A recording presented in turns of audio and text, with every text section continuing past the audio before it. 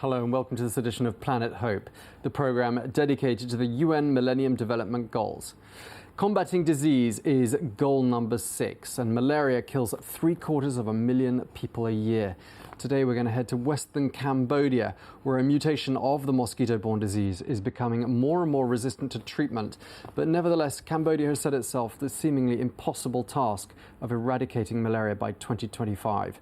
Our reporters Aurore Dupuis and Valérie Labonne went to Cambodia's most remote villages, where most of the population are living on less than $1 a day.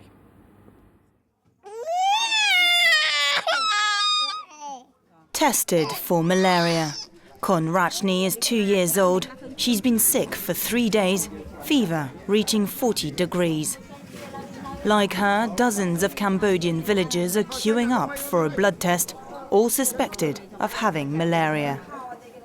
A parasite particularly dangerous in this part of the world, as it's become immune to treatments. We live so far away. Travelling from here is a nightmare, and we don't have any money to get to the hospital. We're 8 hours away from the capital, Phnom Penh, one of the most remote and poor places in Cambodia. Bumpy roads, surrounded by landmines left over from the civil war. Reaching the area is tricky. Several people have died along the way, too weak to make the journey to the nearest doctor. In a bid to exterminate malaria, local NGOs have teamed up with the World Health Organization, setting up prevention measures. Every month, 300 families are called in to this temple to learn about the disease. Mostly women who have never set foot in a school. Please bring your old nets to be soaked. Our village is threatened by malaria. Chan Kolap has volunteered to educate fellow villagers about the much-feared insect that's earned a new nickname. The nail mosquito, the female, transmits malaria. So far, nearly 3,000 volunteers have been trained, a pilot project that's helped drop the death toll. In the early 90s, more than 1,000 Cambodians died of malaria every year. But since 2009, no deaths have been reported. It's a success. I'm so proud because now people can avoid death row. After the theory course comes the practical work. Time to soak up their mosquito nets with insecticide. In the waiting line, Yan Un. She's already caught malaria twice. Her family's also been affected. My son-in-law's got malaria, so I've come here to learn more about the disease and to soak my mosquito net. At 79, Un is the oldest villager. Over the years, she's changed her mindset. Like her, many locals have become less superstitious. When they get sick, fever and chill, they don't think about the malaria because they believe maybe the spirit from the forest or the ghost from the forest that make them sick. And for now, I think that most people, they change their behavior, their attitude, because we provide education to them very clearly. Un lives with her daughter and her 8 grandchildren deep into the cornfields. No transport, no electricity, no drinkable water. The only breadwinner is Un's son-in-law. He works in the mountains cutting wood and growing crops. But he's been ill for 2 weeks, losing his meager income of $3 a day. He went to the hospital in Pei Lin and he found out he had malaria and a stomach bug. They gave him some medicine and he took it, but he still had a fever. His entire body was covered in sweat. He had headaches, his joints and neck hurt, and he had sore eyes. When I took the medicine, I felt better, but soon afterwards I felt awful again. The 3-day treatment wasn't enough to kill the parasite. In western Cambodia, the disease seems to resist every available drug. It's almost impossible to get rid of malaria.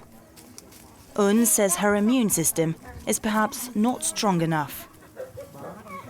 I caught malaria too. I'm okay now, but I had a relapse because of the lack of nutrition, and the entire family keeps falling sick as well. 6:30 p.m. The sun sets. Infected mosquitoes come out to bite. Only 3 mosquito nets for 10 people.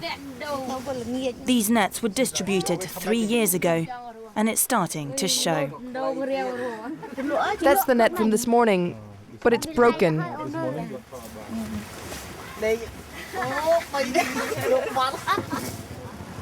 A few meters away, in a somewhat more developed area, the village chief offers help to anyone with malaria symptoms. NGOs provided her with a test kit, allowing her to diagnose the disease straight away and give patients the appropriate treatment. However, her kit is way past the expiry date. Did you know this was expired? This box? Oh, it's an old box. I keep it to store things, but my kit's expired anyway. I haven't received new supplies in a month.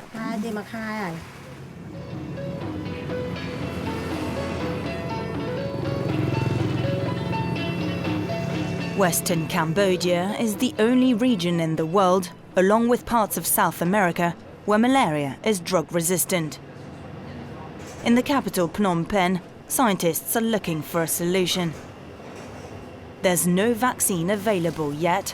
A single drug is not enough to kill the parasite, so doctors have to use a combined treatment instead.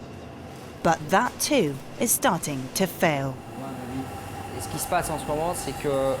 What we're seeing at the moment is that parasites are becoming resistant to drugs based on artemisinin, which are the most effective treatments.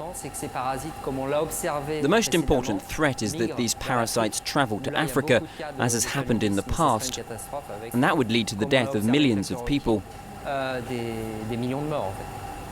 The race to contain the so-called super mosquito is on.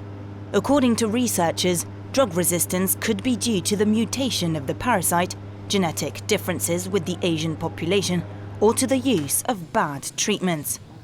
To prevent resistance, Cambodian authorities banned monotherapy and, above all, dealt with the rampant sale of fake drugs.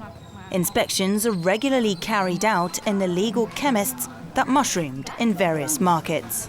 If they sell counterfeits, we issue them 2 warnings. And if, during the 3rd inspection, they're still selling fake pills, we can shut down the pharmacy.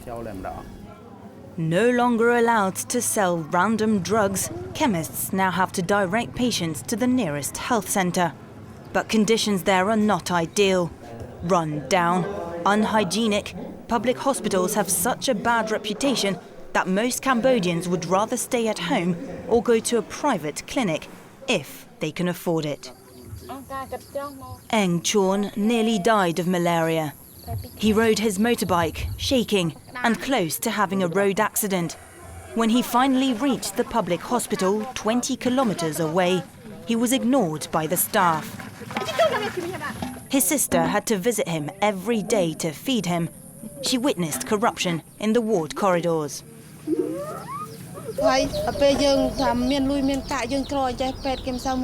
poor. We don't have any money, so the doctor didn't look after my brother properly.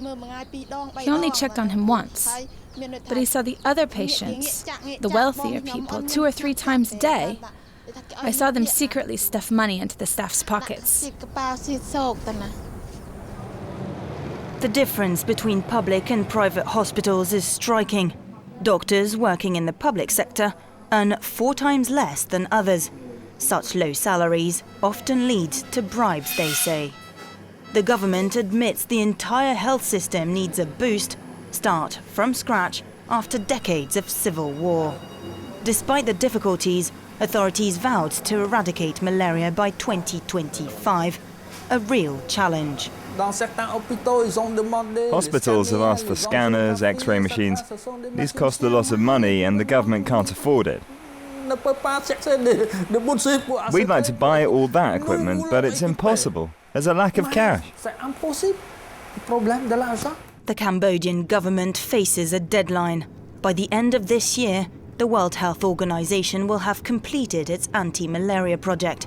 It will be up to the Ministry of Health to take over. It will rely on international donors to fund its campaign. Donors reportedly at war with the pharmaceutical industry. We're entirely dependent on a funding source that we have no control over. For commercial competitive reasons, we're supposed to carry out tenders that ensure that the cheapest test is obtained, or the best value for money. There's been a dispute over how they're procured with Global Fund. No cash, no access to rural areas, no treatment to fight the mutating parasite. A drug-resistant malaria that will be tough to contain within Southeast Asia. Travellers worldwide could spread the disease in Africa, a potential humanitarian crisis.